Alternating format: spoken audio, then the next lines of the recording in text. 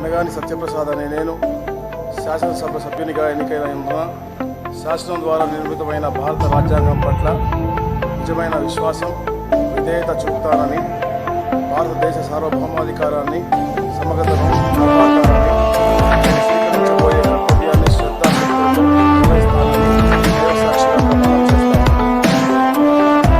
ఆంధ్రప్రదేశ్ శాసనసభ సభ్యుడినైన అనగాని సత్యప్రసాద్ అనే నేను సభ నియమాలకు కట్టుబడి ఉంటానని, వాటిని అనుసరిస్తానని, సభా మర్యాదలను పాటిస్తానని, సాంప్రదాయాలను గౌరవిస్తానని దైవసాక్షిగా ప్రమాణం చేస్తా ఉన్నాను.